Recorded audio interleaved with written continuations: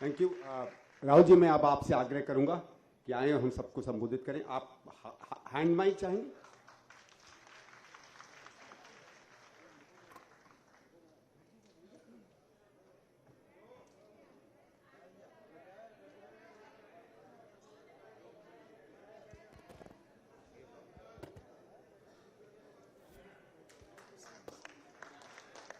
Sandeep Dikshit ji,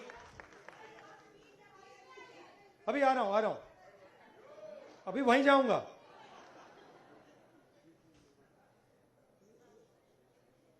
Sandeep Dikshit ji, Gajanand ji, Divya ji, Arshi ji, Monika ji, friends from रचनात्मक Congress, brothers and sisters, and I see some of my old friends from the press. I like to welcome everybody. Love you. तो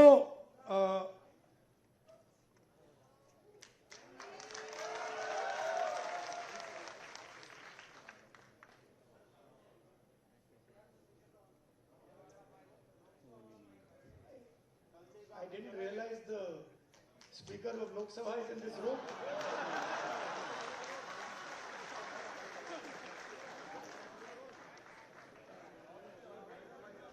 Anyway, जब हम ये जो लड़ाई हो रही है ये अलग अलग लेवल पे होती है। अभी आपने 4 एक्सप्रेशन सुने, अलग अलग पर्सपेक्टिव सुने।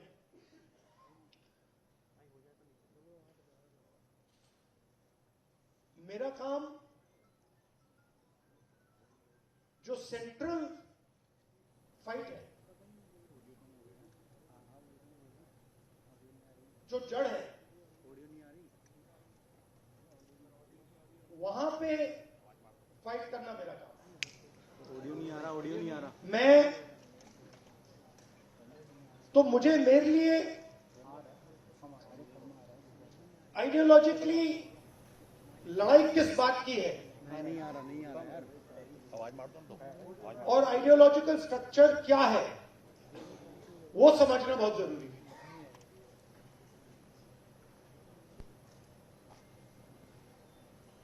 तो लड़ाई किस चीज के बीच में हो रही है आपके मुताबिक? अगर आप बिल्कुल फाउंडेशन तक ले जाएं इसको, मतलब खोदते जाएं और बिल्कुल नीचे जड़ तक चले जाएं, लड़ाई किस चीज की है? नहीं, एक देखिए, गांधी और गोडसे यहां है, उससे नीचे जाइए। ऑडियो कहां चला गया यार? नाउ इसमें आपको हजारों आंसर मिलेंगे। कोई कहेगा संविधान का है, कोई कहेगा संविधान का है, कोई कहेगा गांधी गोडसे, कोई कहेगा मीडिया फ्रीडम, कोई कहेगा आदिवासी, कोई कहेगा कॉर्पोरेट। ठीक है, तो इसको हम डिस्टिल कैसे करें? क्योंकि जो ऑडियो नहीं आ रहा, अगर हम इसको डिस्टिल नहीं करेंगे तो जैसे अभी आवाज आ रही थी वैसी आवाज आएगी। कोई चिल्लाएगा, उसको कैंसिल दूसरी आवाज कर देगी। एक तो आवाज सुनाई देगी बट आवाज की लॉजिक नहीं दिखेगी। तो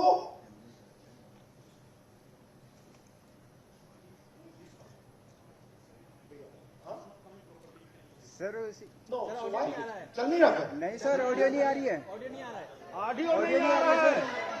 वो कह रहे हैं कि लाइव में वो नहीं आ रहा है। तो नहीं, वो बाहर यू वीडियो है, ठीक है। नहीं, I am more comfortable there. तो what is the fight between? Fight is between order and expression. Okay? There are some people who want to give orders and order society. And there are other people who want to express themselves. And that order is disturbing their expression, and our expression is disturbing their order. And every single person's perspective can fit into that. Every single person's perspective can fit into that. If you look at what was happening at Jantar Mantar, students want to express themselves. They are in pain and they want to express themselves, and the government says, no, we are going to create order in Jantar Mantar, you cannot express yourselves. Today, a lady came to me whose daughter has been raped and killed in Uttarakhand 4 years ago. She's crying, she's trying to express herself, and the system says, sorry, we're not going to allow you to express yourself because it will create disorder if you express yourself. So, their job and their political philosophy is to impose an order on India, and an order that benefits them and certain other people. And our job is to make India express itself and break that order. It's not complicated. I'll show you. Sandeep, can you give me an order?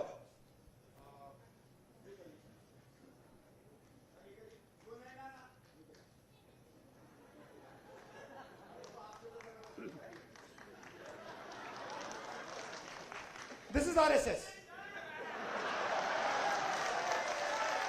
This is रचनात्मक कांग्रेस. एक और order दो भाई, हाथ मिलाने का order दे दो. चलो सिंपल कर देते हैं, फ्रेंडली जेस्चर, हाथ मिलाने का ऑर्डर कर देते हैं. हाथ मिलाने का ऑर्डर दो. Our job is very simple, and we can drive them crazy. इनको हम मतलब पागल कर देंगे. मैं आपको बता रहा हूं, नरेंद्र मोदी रात को नहीं सोता है.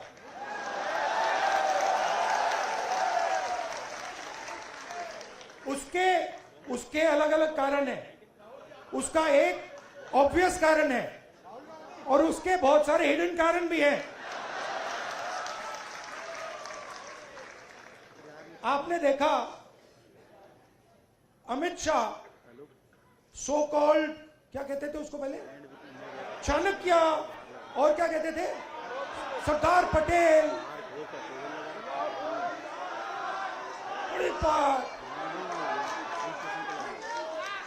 Where has he disappeared? वो भाग गया. वो 20 दिन के लिए पार्लियामेंट हाउस में नहीं घुस पाया. वो Why? Because for the first time they are feeling India's expression. और अब इनको बात समझ आ गई है कि अब ये देश अपने आप को एक्सप्रेस करने से नहीं रुकने देगा. ये चल रहा है गया, और आपको अपना छोटा सा मतलब आरएसएस का ऑर्डर क्रिएट करना है, क्रिएट कर दो, उठा के तोड़ के फेंक देगा. उसका एक तरीका है, मोहब्बत की दुकान है. वही बेसिकली वही कह रहा हूं. वो कह रहे हैं, देखिए, आइए संदीप से फिर से आपको डिस्टर्ब करता हूं. अब आप मुझे एक ऑर्डर दीजिए. नहीं, आप एक ऑर्डर दे, एक ऑर्डर दे दीजिए मुझे, कोई भी ऑर्डर. ये क्यों किया मैंने? एक ही कारण है, क्योंकि मैं डर गया. अगर मैं ऑर्डर से डर गया, ऑर्डर देने वाले से डर गया, तो मैं अपने एक्सप्रेशन को बंद कर दूंगा.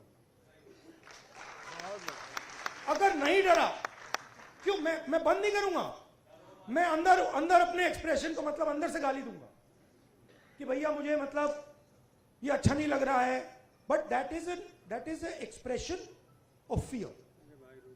That is cowardice. And frankly, I must tell you, a lot of people in India, and this is something that has disturbed me. A lot of people in India have been behaving like cowards. So many people. They have been behaving like cowards against this cowardly force. Now I can understand if you are fighting the British Empire and suddenly you say, I'm feeling a bit scared. But you're fighting a bunch of jokers, how can you feel scared? You're literally, please understand, you're literally fighting a bunch of jokers, clowns, right? Who have no idea about our philosophy, no idea about our history, right? They're a bunch of clowns. Now, I couldn't say this. I can naturally say this about my friends in the RSS. It's obvious to me. In fact, it's obvious to most people that these people have no understanding of India. Right? Why?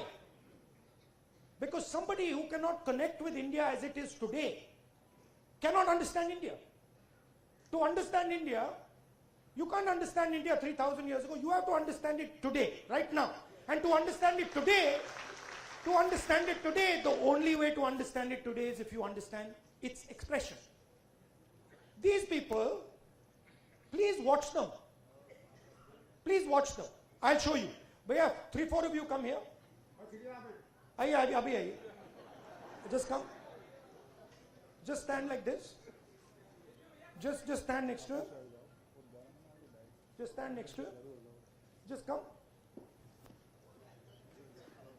Stand here. Now do that RSS salute. That one. How do you do it? Just do it. Just do it. Just do the RSS salute. See, they're not taking the order. Right? But this is what that structure looks like. This is what the RSS looks like mentally, conceptually. Now let me show you the Congress. Let me show you. No, they are now, suddenly they became the Congress. See? So these people, what have they done? What is the magic trick? The RSS has been utilized, has been captured and been utilized by large capital. Okay? Please understand, large capital, Mr. Ambani, Mr. Adani, these guys have captured the RSS. The RSS ceased to exist long ago. What was the RSS? The RSS was the expression of the small Indian businessman. Goldsmith, jeweler, Banya, that was the RSS. That died. It's gone. Today the RSS is an instrument of Mr. Adani. That's all it is. And they stand there with their lathis and all making a fool of themselves. Hindi में बोलूं?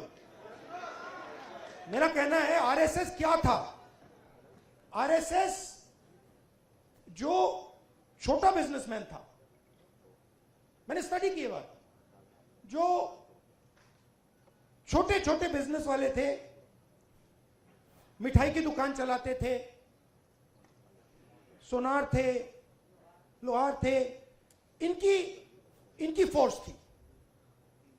उनको तो उन्होंने धोखा दे दिया, मार दिया. वो तो सब मर गए. आरएसएस ने डीमोनेटाइजेशन कर दिया, जीएसटी कर दी और अपने ही लोगों को धोखा दे दिया, खत्म कर दिया. उसके बाद क्या हुआ? शुरुआत कैसे हुई? शुरुआत वाजपेयी जी के टाइम में प्रमोद महाजन ने की. कैपिटल इंजेक्शन को आरएसएस के अंदर उसने डाला, पहला फर्स्ट स्टेप. और second step Narendra Modi. Final corporatization of RSS और Narendra Modi. It's obvious. RSS as original force is dead. We are not fighting. They're finished. They're gone. Now, RSS is an instrument of large capital. They are servants of Mr. Adani, just like Mr. Modi is servant of Mr. Adani. Now, what is our problem? Our problem, which has now to a great extent been resolved, that my friends in the media have been captured by them. It's a big problem. Because they will come and tell me, sir, we don't like what is happening. But we have to, they tell me, I'm telling you, we have to feed our children. हमें भी नौकरी करनी है. मेरे मतलब वो prime minister house के सामने पुलिस वाला है, मेरे कान में विस्पर कर रहे हैं, भैया इनको हटाइए, आप यहां से इनको हटाइए. वो मुझे हटा रहा है और मेरे कान में कह रहा है भैया इनको हटाओ. मैंने कहा ये क्या बात कर रहे हो? नहीं, हमारी नौकरी है, हमें काम करना है. अंडरस्टैंड. इनका भी एक्सप्रेशन मैं समझता हूं कि आपको अपने बच्चों की स्कूलिंग करानी है, फ्यूचर बनाना है. But there is also something known as national spirit. What is national spirit? National spirit is we are not going to allow a bunch of clowns to create order over us. Have you ever seen the Prime Minister have a conversation like this? Have you ever wondered? आपने कभी सोचा है कि प्रधानमंत्री press conference क्यों नहीं करते हैं? ये मेरे लिए नहीं सुनिए, ये मेरे लिए पहले बड़ी सरप्राइजिंग चीज थी. मैं सोचता था कि इसके पीछे कोई मार्केटिंग की स्ट्रेटेजी है, कुछ है. फिर मैं भैया उनके साथ कमरे में बैठ गया 5 मिनट और बात समझ आ गई, भाई ये तो जा ही नहीं सकता मीडिया के सामने. ये तो वहीं का वहीं 5 मिनट में खत्म हो जाएगा.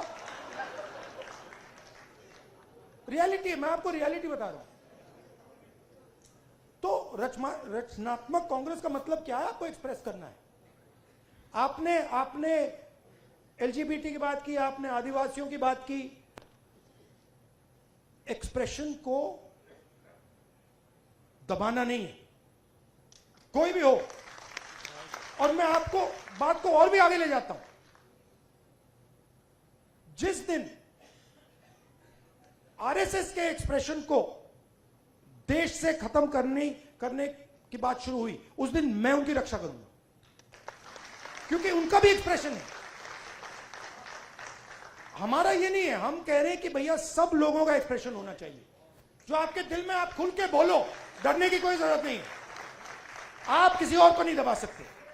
आप ये नहीं कह सकते कि भैया देखो आप सिख हो तो आप गुरु नानक की बात नहीं कर सकते, आप मुसलमान हो तो आप अल्लाह की बात नहीं कर सकते, आप जैन हो तो आप महावीर जी की बात नहीं कर सकते, आप हिंदू हो तो आप शिव की बात नहीं कर सकते. नहीं, जिसको जो बात करनी है, जो भी जिसके भी दिल में है, उसको बोलना चाहिए. उसके बाद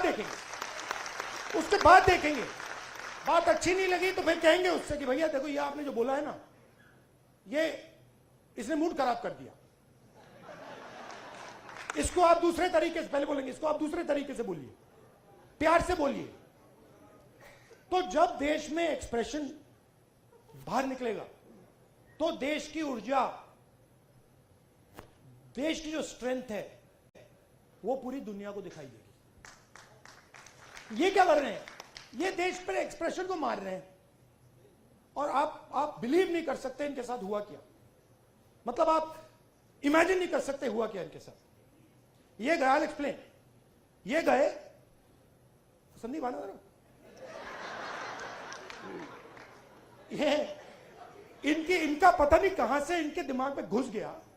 अब अजीब चीजें घुस जाती है, बट इनके माइंड में घुस गया कि फॉरेन पॉलिसी इज दिस.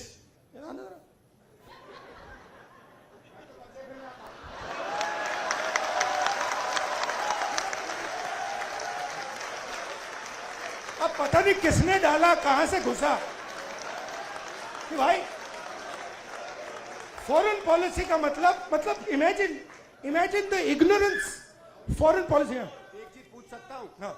मिलनी समझ के तो नहीं पकड़ा था? I have not reached there yet. But पता नहीं कहां से घुस गया कि फॉरेन पॉलिसी का मतलब नेताओं से गले लगना।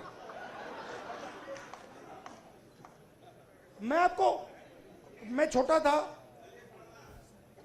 मैं आपको पता नहीं अंदर की बात है, बोलनी चाहिए नहीं बोलनी चाहिए, मां गुस्सा हो जाएंगी शायद, बट ठीक है मैं बोल देता हूं, फिर आप संभालना उनको।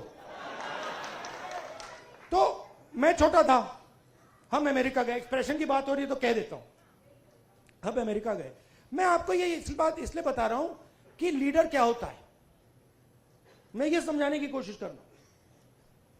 तो हम अमेरिका गए, मैं 12 साल का था, प्रियंका, मैं, मेरी मां, दादी प्राइम मिनिस्टर थी। गले मिलने की बात हो रही है ना। तो स्टेट डिनर था, ऑफिशियल डिनर था। तो दादी और मां ऑफिशियल डिनर पे गए, हम बच्चे थे तो हमें मतलब छोड़ दिया घर, हम खेल रहे थे। 2-3 घंटे बाद दादी वापस आई और दादी कहती हैं कि सोनिया, इन अमेरिकनों ने ना मुझे बिल्कुल बेवकूफ समझ रखा है। तो मां कहती है, मां दादी को मम्मी कहती थी, तो मां कहती है मम्मी व्हाई। और मेरी दादी कहती है तुमने नोटिस नहीं किया कि जिस रंग की मेरी साड़ी थी उसी रंग का ड्रेस नैन्सी रेगन पहनी थी। मतलब आप अपने दोस्त के घर नहीं जा रहे हो, इस काम में हिंदुस्तान का प्राइम मिनिस्टर दोस्ती नहीं करता है, उसको दोस्ती से कोई इंटरेस्ट नहीं है, उसको अपने देश की रक्षा करने का काम करता है। अब इनके दिमाग में पता नहीं कहां से घुस गया कि ये मेरे दोस्त हैं, वो गले लगने लग गए। थोड़ी देर बाद हो जाता है कि भैया ये मेरा दोस्त है, गले लग लिए 3 बार, दोस्त होगा, वो पीछे पकड़ लिया उन्होंने। हाँ, वो 2 मिनट में देखो, ये सोच रहे कि मेरे बड़े फ्रेंड हैं, है ना, ये सोचे मेरे बड़े फ्रेंड हैं, ये मैं अपने आप को इनका फ्रेंड नहीं मानता हूं, तो ये आ रहे गले मिलने, मैं आ रहा हूं गला पकड़ने। और मैं आपको बता रहा हूं, नरेंद्र मोदी को 2 मिनट में लपेट लिया। अब इमेजिन हुआ क्या, इमेजिन हुआ क्या। एक साइड ईरान में युद्ध होता है,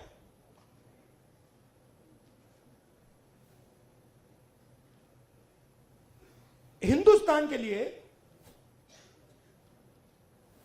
अगर हिंदुस्तान अपनी स्ट्रेंथ को समझता और अगर हिंदुस्तान का नेता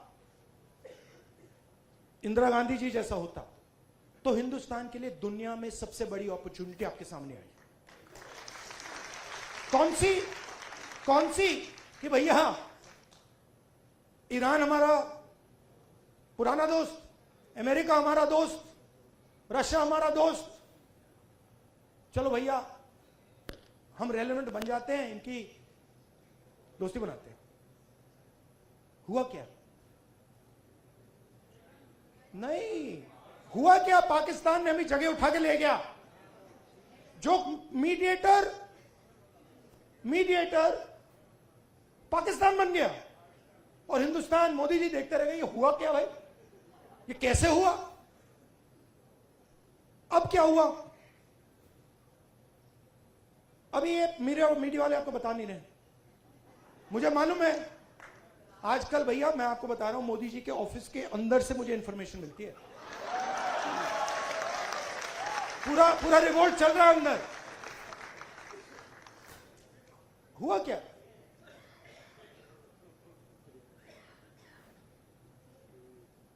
हमारी पेट्रोलिंग एरिया में चाइना ने अरुणाचल में हमें पेट्रोलिंग करने से मना कर दिया कि भैया हाँ ठीक है, वो सब बात ठीक है, ये आपकी जमीन है, मगर आप यहां पेट्रोलिंग नहीं कर सकते। राजनाथ सिंह जी अमित शाह जी और नरेंद्र मोदी जी की हवा निकल गई है। वो क्या कर रहे हैं? ऑपरेशन अभी चल रहा है। सारे मीडिया के एडिटर्स को कॉल कर रहे हैं कि भैया ये बात आप अपने अखबारों में मत डालो, छुपाओ।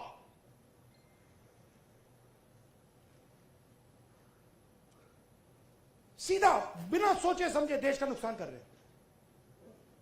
मैंने देखा, नहीं मैंने अपनी आंखों से देखा, गलवान के बाद प्रधानमंत्री आए, जूम कॉल थी, प्रधानमंत्री कहते हैं हिंदुस्तान की जमीन का 1 इंच चाइना ने नहीं लिया।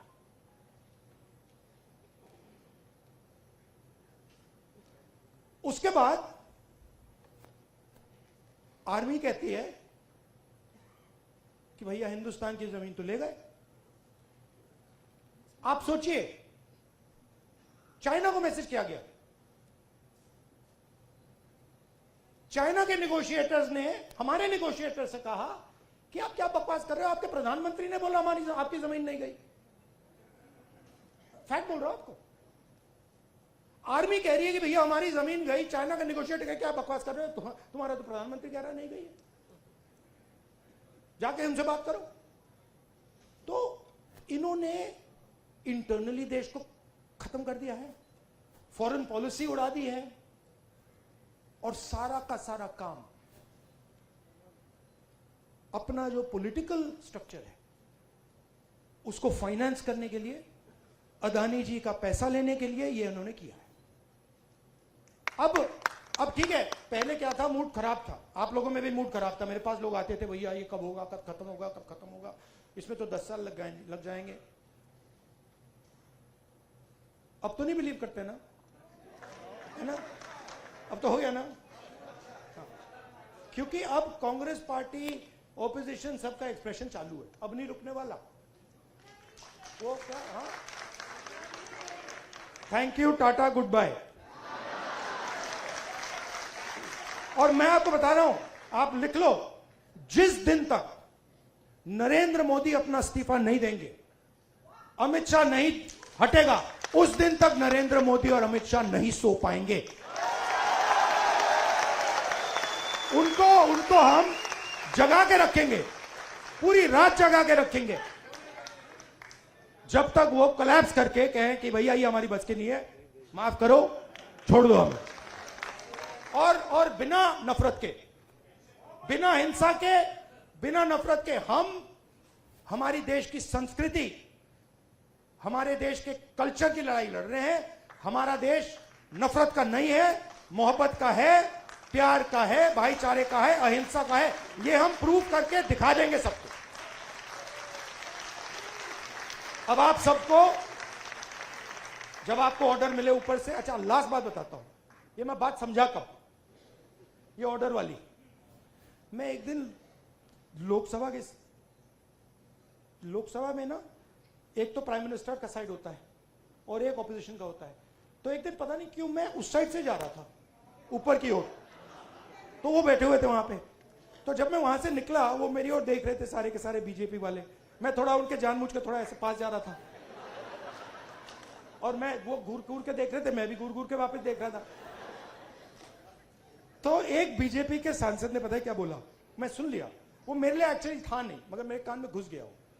क्योंकि ओपोनेंट, मतलब ओपोनेंट गुरु होता है हमारे सिस्टम में, हमारी फिलोसॉफिकल सिस्टम में ओपोनेंट गुरु होता है, वो दुश्मन नहीं होता, वो हमें सिखाता है। और उससे हम नफरत नहीं करते हैं, उससे हम प्यार करते हैं, बट हम उसको समझाना चाहते हैं यार तू गलत रास्ते पे चला गया है, प्यार से। तो उसने क्या कहा, उसने कहा पता है, ये जो है ना, मेरे बारे में बोला, ये जो है ना, अपने कॉलीग से बोला, ये जो है ना प्रॉब्लम पता है क्या है? वो बोलता है क्या है? कहता है ये, फिर उसने थोड़ा गंदा शब्द यूज किया, वो मैं नहीं यूज करूंगा, स से, ये किसी खांचे नहीं, ये किसी भी खांचे में नहीं घुसता है, इसको ये कहीं भी नहीं फिट आता है, ये कहीं भी घुस जाता है, अपना करता रहता है। हां, मैं और हम सब किसी खांचे में नहीं घुसने वाले लोग। हमारे पास हजारों खांचे हैं। देखिए मैं आपको बताता हूं, आप सिख हैं, ठीक है, पहला खांचा। दूसरा खांचा, आप बॉलीवुड स्टार जैसे हैं लुक में, दूसरा खांचा। तीसरा खांचा, आप भाई हैं, राइट। चौथा खांचा, आप स्पोर्ट्समैन हो, राइट। हम सबके पास हजारों खांचे हैं, जो चूज करना कर लो, किसी एक खांचे में नहीं फंसना। Love you all, thank you very much, keep fighting.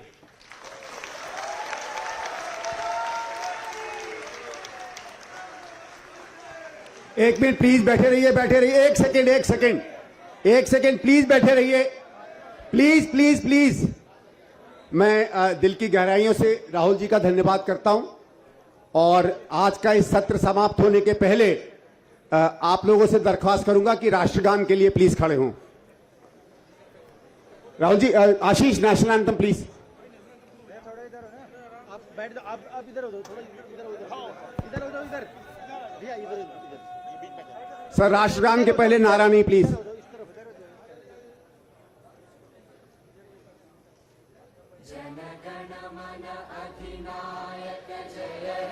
Bharat भाग्य विधाता, पंजाब सिंध गुजरात मराठा द्राविड उत्कल बंगा, विंध्य हिमाचल यमुना गंगा उज्जल जलधि तरंगा, तव शुभ नामे जागे, तव शुभ आशीष मांगे, गाहे तव जय गाथा, जन गण मंगलदायक जय हे भारत भाग्य विधाता, जय हे जय हे जय हे, जय जय जय जय हे। राहुल जी, एक सेकंड राहुल जी, एक आखिरी, राहुल जी बस एक बात मैं आपको बताना चाहता हूं। एक सेकंड भैया, एक सेकंड। साहिर लुधियानवी की एक बहुत मशहूर कविता है जिसमें उन्होंने कहा है, ये सुबह कभी तो आएगी, ये हमारा प्रण है, ये सुबह हम ही तो लाएंगे। Thank you.